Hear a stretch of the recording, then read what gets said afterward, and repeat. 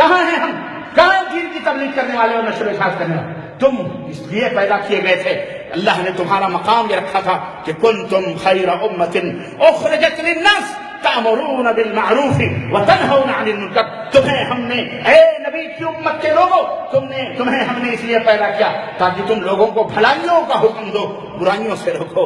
آج تو سر سے لے کر پیر تک ہم ہی برائیوں کے اندر ڈوبے ہوئے ہیں، ہم ہی برائیوں کے اندر ڈوبے ہوئے ہیں، ہم ہی مسلمانوں کو برائیوں کے اوپر اکسا رہے ہیں، برائیوں کے اندر ملوث کر رہے ہیں. مسلمان کا قتل کر رہا ہے، مسلمان کا خون کر رہا ہے، مسلمان سمجھتے نہیں مسلمان ہیں لیکن ایک دوسرے کے اوپر ظلم و زیادتیاں کر رہے ہیں.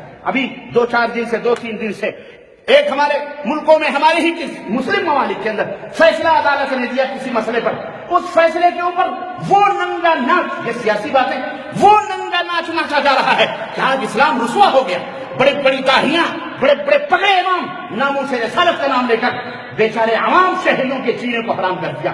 ٹرک توڑ رہے ہیں، جلا رہے ہیں گاڑیاں، دکانیں بند کر. کس کا نقصان ہے؟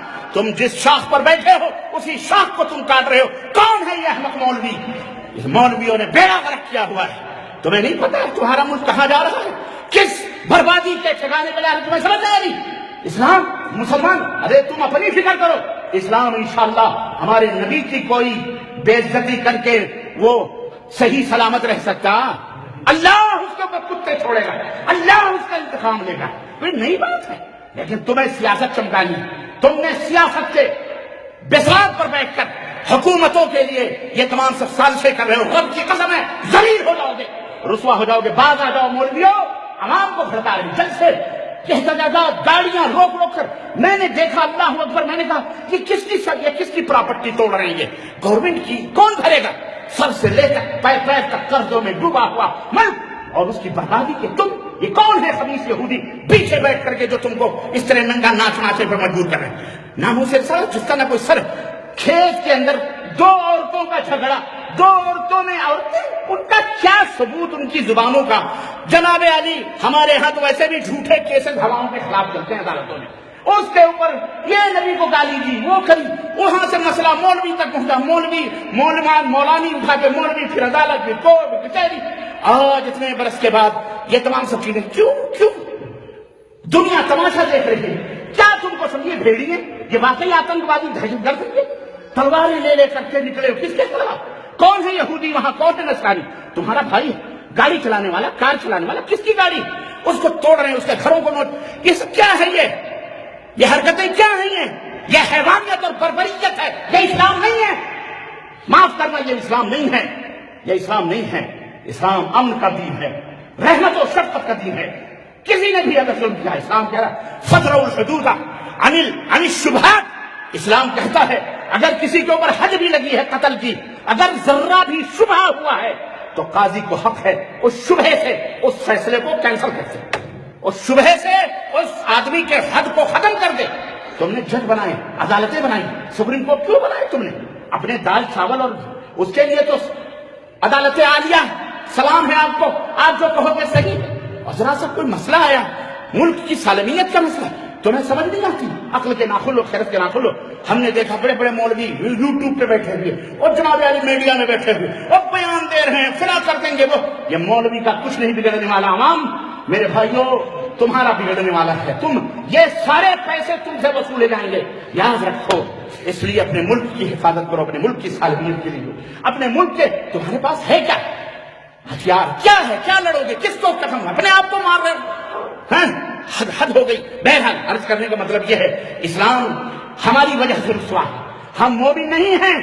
ارے تم کہتے ہو اسلام سے رسالت، ارے صحابہ کو اسی ہمارے ہی ملکوں کے اندر گالیاں نہیں دی جا رہی ہیں.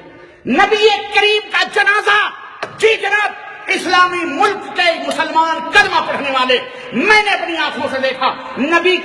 نبی کا تابوت نکال کر اور کہتے ہیں کہ یہ جنازہ مصطفیٰ ہے، اس کا جلوس نکالا جا رہا ہے. یہ نبی کی توہین نہیں ہے. نبی کریم صلی اللہ علیہ وسلم کو اپنے اپنے گھروں میں بلایا جا رہا ہے. یہ نبی کی توہین نہیں ہے. اور اس مولوی کے فتووں کی کیا اہمیت؟ یہ تو آپس میں ایک دوسرے کے اوپر قتل کے فتوے دیتا ہے. یہ مولوی اس دور کا دنیا پرست ہو چکا ہے، الا من رحم اللہ، چند ایک کو چھوڑ کر.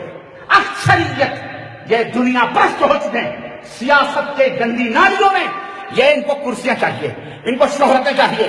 یاد رکھو اللہ کے دین کو مت بیچو، اللہ کے دین کو رسوا نہ کرو، ناموس رسالت کا نام لے کر حکومت اور سیاست مت کرو، نہ ہی عوام کی جہاں اللہ کے نبی نے فرمایا تھا، اے خانہ کعبہ، اے خانہ کعبہ، تو میرے نزدیک بہت ہی محترم ہے، بہت ہی باعزت ہے، مکرم ہے، لیکن ایک مومن کی جان کے مقابلے میں جتنی عزت مومن کی ہے اتنی تیری، بولو، یہ نبی نے ہم کو سکھایا، تم جان لے رہے ہیں، کہہ رہے ہو کہ جی جج کو قتل کر دو، اس کو پھانسی کا فتویٰ دو، عدالتوں کو ختم کرو، کہاں رہو گے تم؟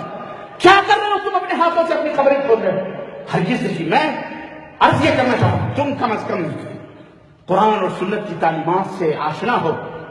عدالت اپنا کام کر رہی ہے، حکومت اپنا کام کر رہی ہے، تمہیں امن اور شانتی کے ساتھ، اسلام کی پاسداری کے ساتھ بہت سارے ایسے کام ہوتے ہیں جو ہو جاتے ہیں، کسی کو پتا، بولو کیا ضرورت ہے شور شرابے کرنے کی؟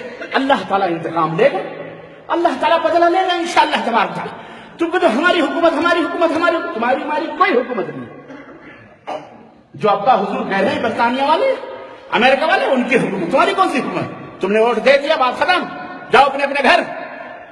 حکومت اسلام کی بات مت کرو، امن کی، سکون کی اور آپس میں رواداری، کسی بھی آج ایک جان لے کر پوری دنیا کا دشمن، پوری دنیا کے اندر جتنے بھی اس ملک کے باشندے رہتے ہیں، جہاں کہیں بھی ان کی جانیں سلامت رہ سکتی ہے؟ مجھے بتاؤ ذرا، تم کیا سمجھتے ہو؟ اللہ کے رسول صلی اللہ علیہ وسلم کے زمانے میں بھی ایسے کیسز آتے تھے، منافقین تھے، حضرت عمر کی تلوار نکل جاتی تھی، دانی اقتل هذا المنافق یا رسول اللہ، اللہ کے نبی اجازت دو میں اس کی گردن اڑا دوں۔ اللہ کے نبی نہیں، اپنی جگہ رہو عمر، ہم اگر ان کو قتل کر دیں گے تو دنیا کہے گی محمد اپنے ساتھیوں کو مارتا ہے، قتل کرتا ہے، کم از کم یہ غیرت تو مولویوں سیکھو، یہ تو تمہیں سمجھ آئے۔ کاش میری آواز ان بند کانوں تک پہنچے جو منبر و محراب کے امین بن کر جھوٹے دعوے دار اور اسلام کا نام لیتے ہیں، اسلام کی رواداریوں، محبتوں، شفقتوں، رافتوں، امن و سلامتی کے دعوے دار ہیں۔ اسلام اس کی اجازت نہیں دیتا۔